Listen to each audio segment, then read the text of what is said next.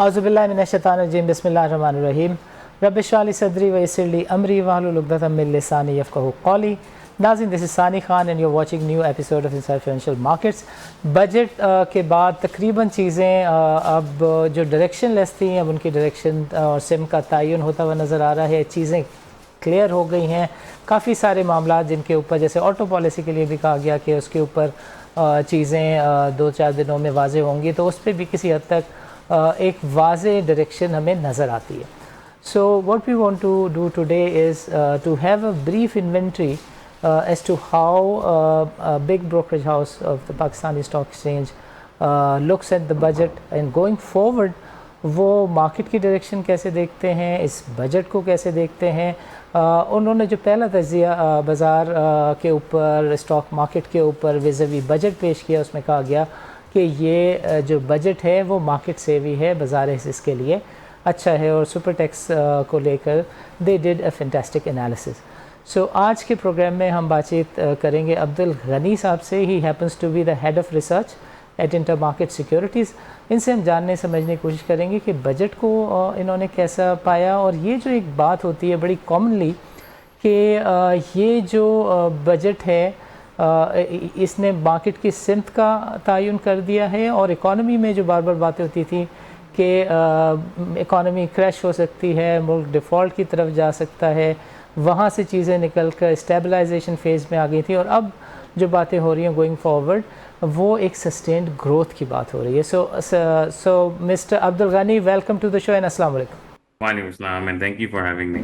Great. ज़रा थोड़ा सा अपना तज्ज़िया पेश करें, ओवरऑल आप बजट को कैसे देखते हैं, एंड व्हेन यू से कि stabilization to sustainability, what do you mean to say by that?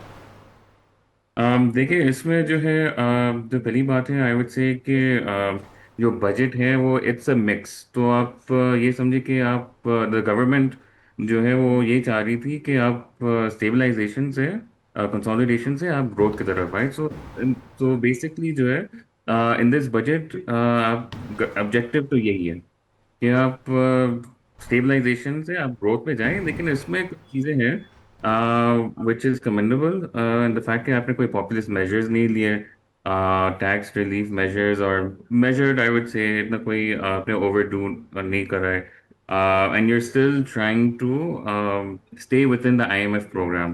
तो जैसे आपको टैक्स कलेक्शन टारगेट है वो आईएमएफ से ही गाइडलाइंस के उससे ही निकला है 15.3 ट्रिलियन का।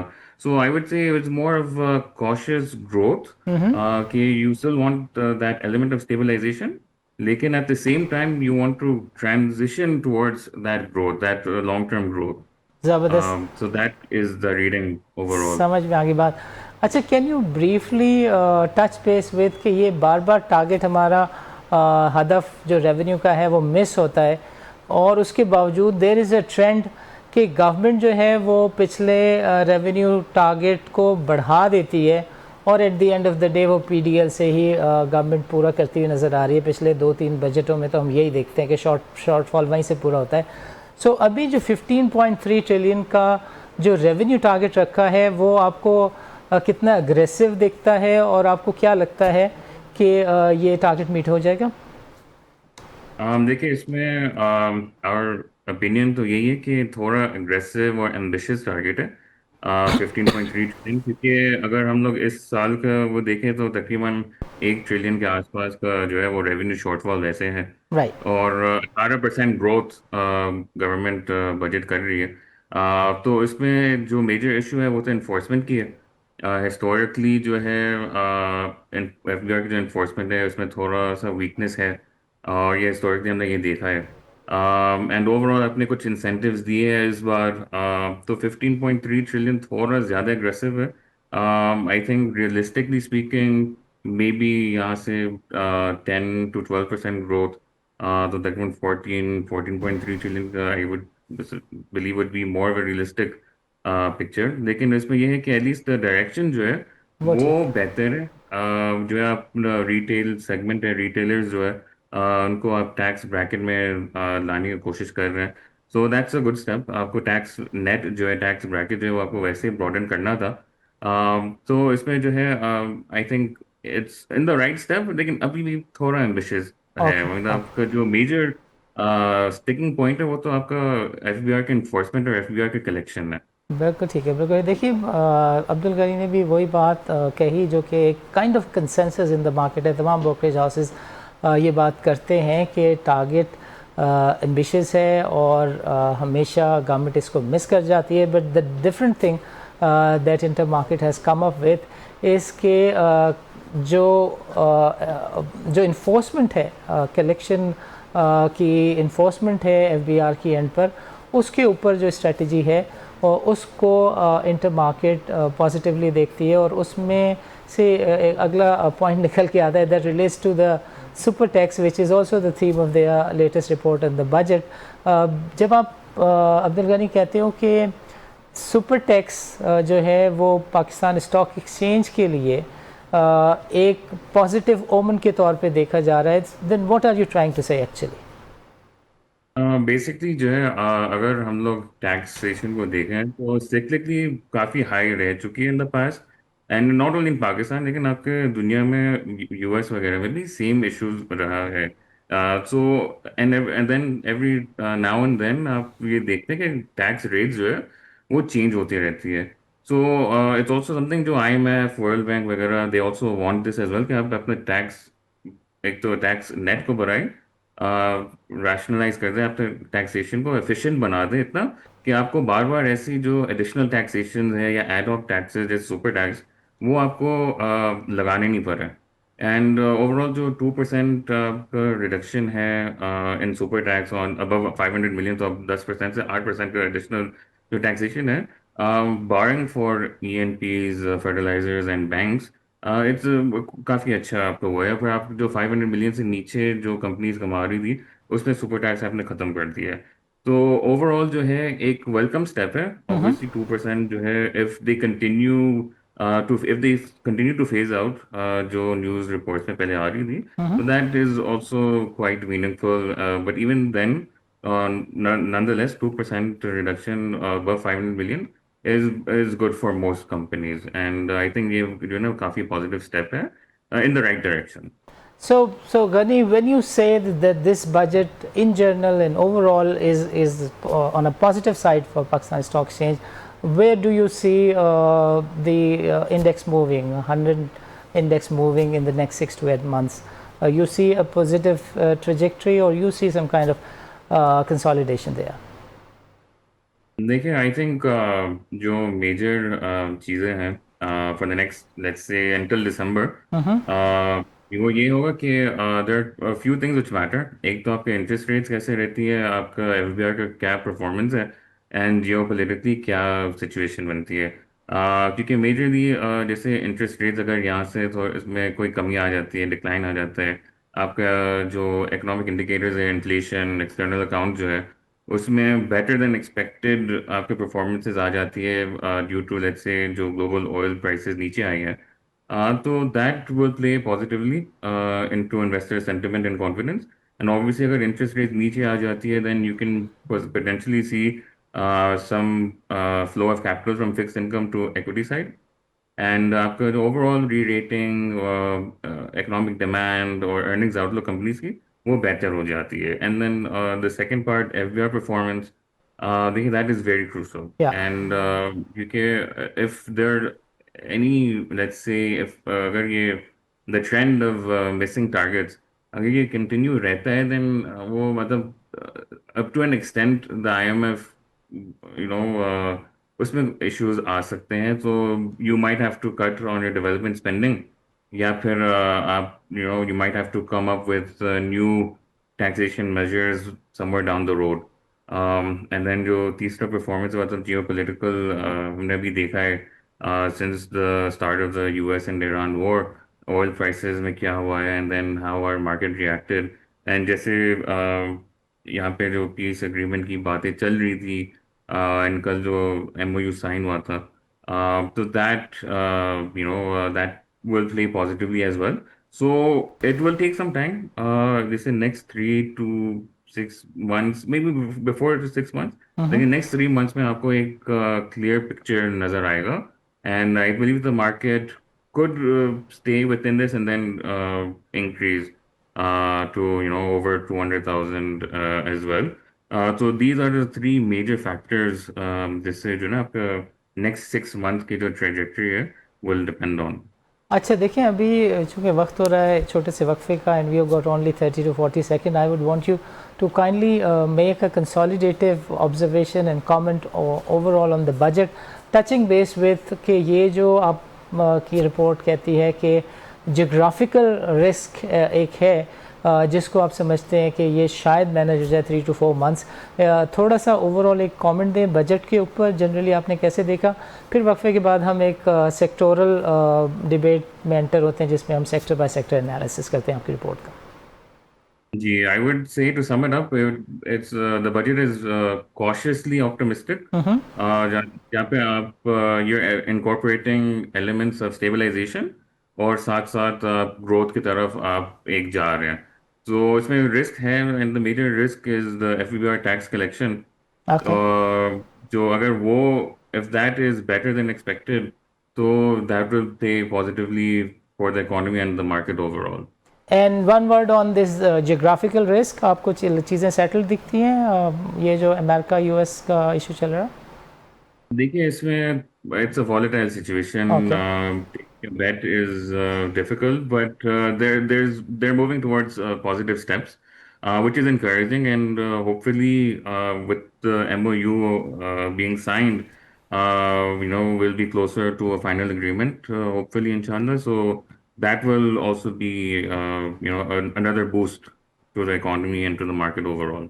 ज़बरदस्त ज़बरदस्त समझ में आ गई आपकी बात अब्दुल गनी सो नाज़रीन अभी वक्त हुआ चाहता है छोटे से वक्फे का वक्फे के बाद हम अब्दुल गनी से बातचीत करेंगे जो 4-5 की सेक्टर्स हैं लिस्टेड सेक्टर्स हैं बजट में उन सेक्टर्स के लिए क्या कुछ था कौन से सेक्टर्स हैं जिनकी तरफ आपको देखना चाहिए कौन कौन से सेक्टर्स हैं जिनको काइंड ऑफ थोड़ा सा होल्ड डाउन करना चाहिए इग्नोर करना चाहिए ये सब कुछ समझेंगे वक्फे के बाद सो नाज़रीन don't go nowhere let's meet after a short break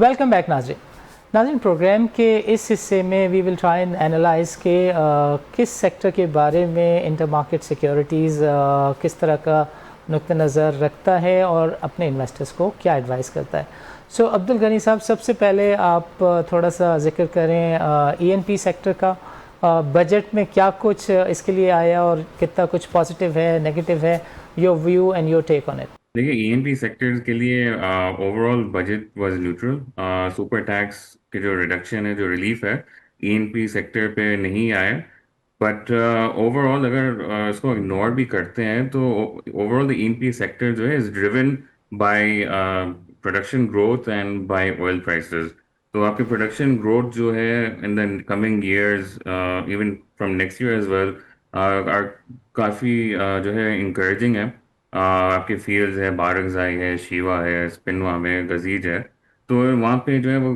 significant discoveries जो है वो अनाउंस हो रही है वहाँ पे जो है आपके ऑयल एंड गैस के प्रोडक्शन है वो रैंप अप हो रहा है एंड सो ओवरऑल उसके अलावा भी the diversification of the ENPs into the mining segment जैसे रिकोडिक के हवाले से है और अदर माइनिंग प्रोजेक्ट्स तो दैट इज ऑल्सो एनकरेजिंग तो इसमें there are lot of other factors apart from super tax which is still positive for the sector. आपका offshore जो bidding हुई है, that's also positive, given कि इसमें कोई discoveries आ जाती है, and तो ये overall and उसके अलावा भी जो है बीच में ये आया था कि सुपर टैक्स की एक केस पेंडिंग है, the decision is pending, तो हो सकता है वहाँ से कुछ रिलीफ आ जाए ENPs को. So overall, ignoring for the budget, overall काफी एक positive outlook है for the ENP sector.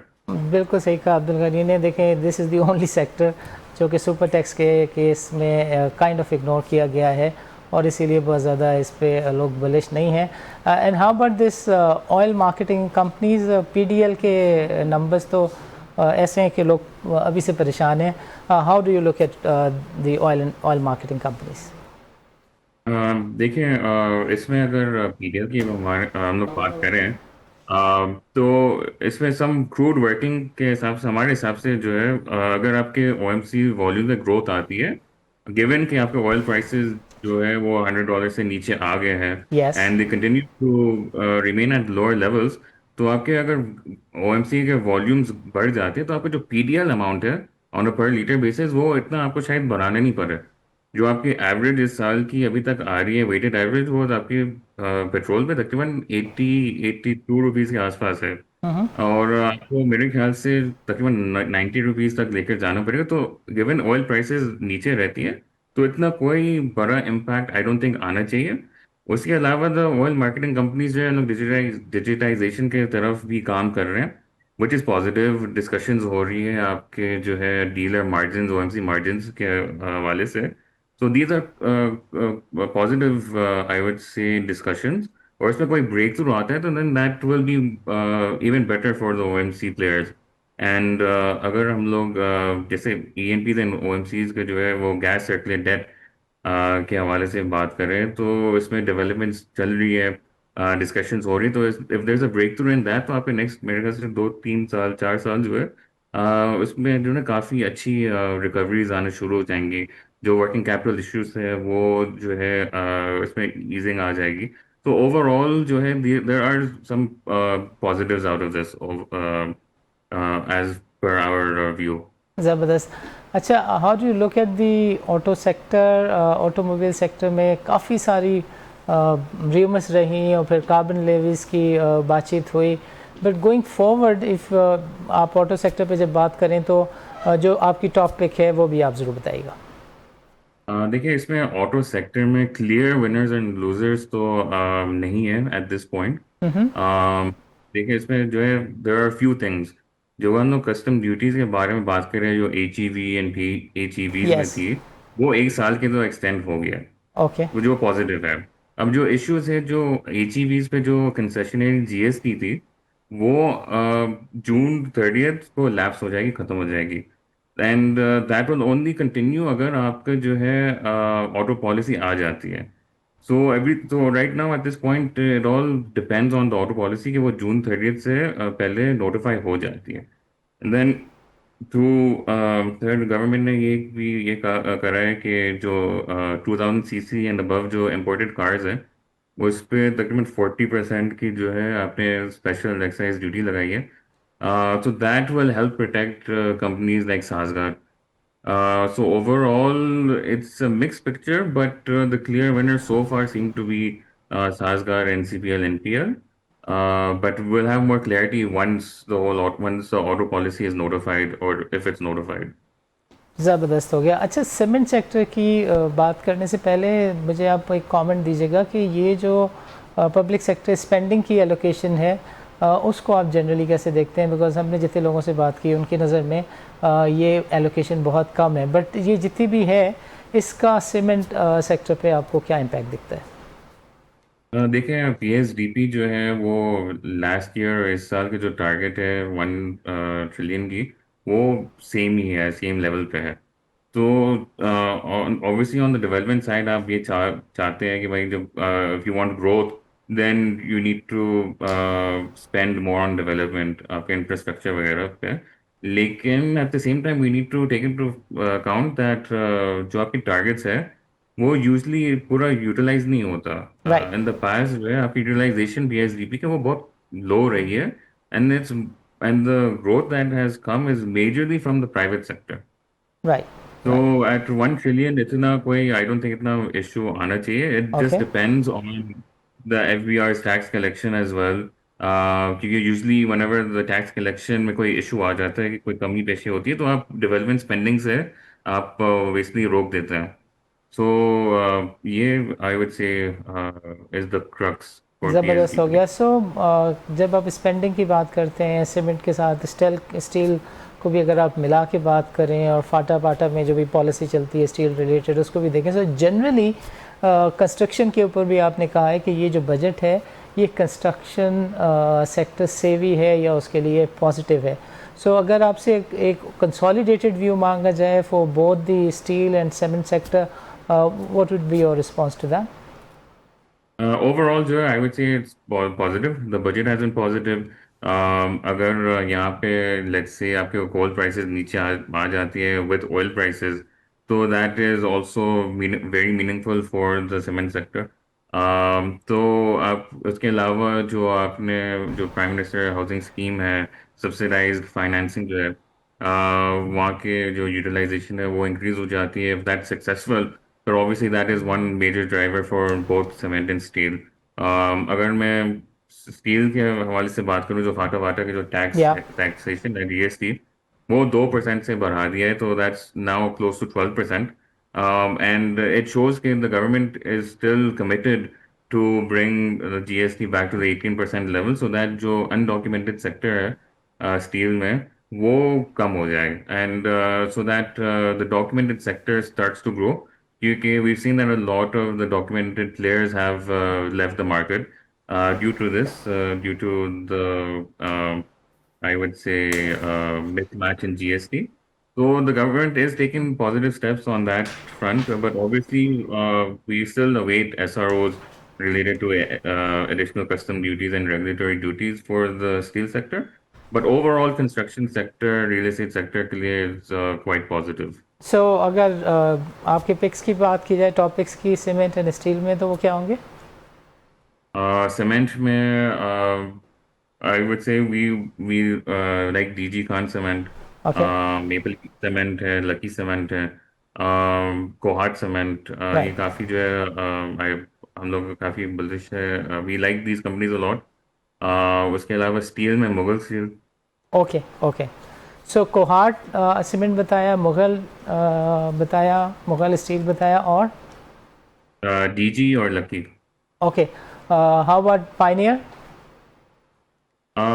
इस पे हम लोग काम कर रहे ओके, हैं, एस्टिमेट्स वगैरह रिवाइज कर रहे हैं, तो एट दिस पॉइंट मैं ज़्यादा कमेंट नहीं कर सकता. Okay, okay, okay. सो अगर आपसे कोई टॉप थ्री सेक्टर्स का एनालिसिस मांगा जाए कि ये बजट सबसे ज़्यादा favourable to which three particular areas और sectors which are listed on the main board of PSX रहा, वो आप क्या कहेंगे? देखिए, इसमें cement is the top pick. Okay, आपके स्टील सेक्टर में आपकी जो नॉर्मलाइजेशन, जो इन्फोर्समेंट मेजर्स है, वो सक्सेसफुल रहती है, तो steel sector is also good. Tobacco sector जो है इज स्टैंडिंग आउट. जो गवर्नमेंट क्रैकडाउन कर रही है on smuggling and illicit cigarettes, that has significant tax collection potential, और जो आपके वॉल्यूम्स है, उसमें वॉल्यूमेट्रिक ग्रोथ की जो ना काफ़ी जो है पोटेंशियल है. It's quite promising. So for the tobacco sector as well, major तो ये है. And for exporters I would see, जो एक्सपोर्ट सरचार्ज जो कम की है, एंड आपके इनपुट कॉस्ट वगैरह में रिलीफ दी है, that's good. But I think जो major component even for the textile sector is the super tax component जो कमी आई है. So overall, these are the overall top sectors for the budget. Ghani साहब, ये फरमाइए कि आप at the end of the financial year dollar को किधर देखते हैं, फॉरेक्स रिजर्व्स को किधर देखते हैं, इंटरेस्ट रेट को किधर देखते हैं, और इंडेक्स को कहाँ देखते हैं? और हम चाहेंगे कि आप आखिर में कोई अगर मैसेज देना चाहें अपने इन्वेस्टर्स को, लोगों को, हमारे व्यूवर्स को, तो हमारा प्लेटफॉर्म हाजिर है। जी, ओवरऑल जो है विद रिगार्ड्स टू जो इकोनॉमिक इंडिकेटर्स है, आई थिंक इंटरेस्ट रेट्स यहाँ पे जो है bye the end of the year हम लोग देख सकते हैं कि थोड़ा इस पे रेट कट्स आ जाए, all depending on how oil prices and the economy reacts due to geopolitical situations. लेकिन ओवरऑल जो है I would say the budget is quite positive, लेकिन उसमें रिस्क है, specially on the F B R side. या तो जी, तो if all these fall in place, I think यहाँ पे जो है आपके economy and market will start to do well. अभी भी आपके वैल्यूएशन के साइड पे जो है मार्केट काफ़ी चीप है कंपेयर टू हिस्टोरिक पीक्स. या तो यहाँ पे आई वुड से आपकी अपसाइड अभी भी रूम है for potential for further growth. NUC के ये 8 या 9 का पी मार्केट देख सकती है? जी, काफ़ी ओवरऑल ओवरऑल जो है वो बजट आपकी काफ़ी पॉजिटिव है, स्पेशली फॉर द मार्केट. उसमें ऑब्वियसली रिस्क है with regards to FBR tax collection. या लेकिन अगर ऑयल प्राइसेस नीचे आती है, they remain at these levels, तो आपकी क्वाइट पॉसिबल है कि आप by the end of the year आप एक या दो रेट कट्स भी एक्सपेक्ट कर सकते हैं, but it all depends how the next 3-4 months play out. And for that the equity market जो है वो भी काफ़ी पॉजिटिव है।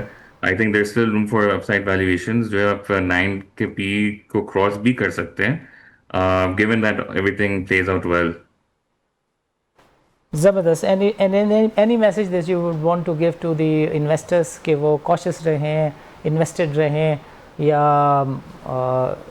बेच दें इस लेवल पे? What would be your advice, one final word? I think I think जो है इन्वेस्टेड रहना चाहिए, but in good resilient stocks. एक मिक्स पोर्टफोलियो होना चाहिए with resilient and growth stocks, ताकि जो है in case things go for the worst, then आपके रिजिलियंट स्टॉक्स जो है वो आपको जो है अच्छा बचा एक सकें। एंकर दे देती है।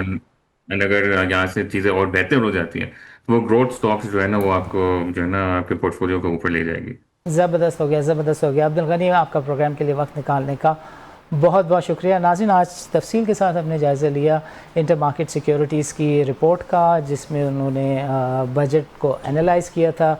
सेक्टर्स के ऊपर उन्होंने बताया कि जो बैंकिंग ईएनपी सेक्टर है वो किसी हद तक न्यूट्रल है इस बजट में, बिकॉज जो सुपर टैक्स है ईएनपी को तो इग्नोर किया गया, जिसका केस अभी भी चल रहा है। बट जो ट्रांजिशन है बाकी सेक्टर के लिए वो तो नज़र में आती है, बाकी बैंकिंग ईएनपी के लिए इतनी ज़्यादा क्लैरिटी या सूटेबिलिटी उसकी प्लॉजिबिलिटी नहीं बनती।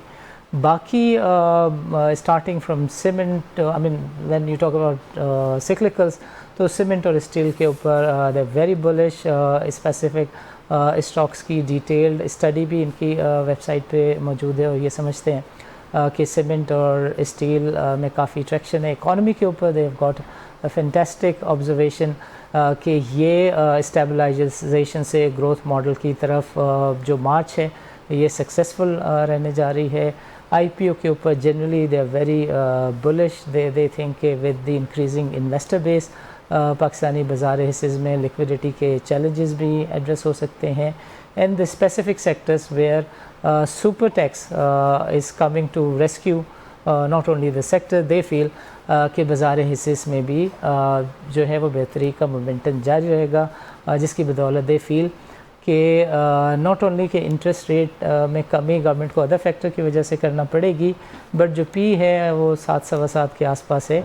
दे थिंक कि वो 9 के लेवल को क्रॉस कर सकता है, विच सेफली मीन्स कि आपको 25 से 30-35 हज़ार की इधर से तेज़ी दिखती है। And when you talk about topics, oil and gas marketing companies also in their list, and going forward we have to see कि इनका भी एनालिसिस है, जेएस ग्लोबल का भी एनालिसिस है, आरिफ हबीब के एनालिसिस को भी हम देखेंगे और जानेंगे, और फिर एक कंसोलिडेटिव व्यू आप लोगों के साथ प्रेजेंट करेंगे bye the end of January कि जो टॉप ब्रोकरेज हाउसेस हैं उन्होंने इस बजट को कैसा पाया, एंड गोइंग फॉरवर्ड उनकी परफॉर्मेंस कैसी रहती है। जून में इस पर बातचीत करेंगे। सो नाज़रीन, इस तरह की बातचीत तज़ियों का सिलसिला जारी रखेंगे। इजाज़त दीजिए, अल्लाह हाफ़िज़।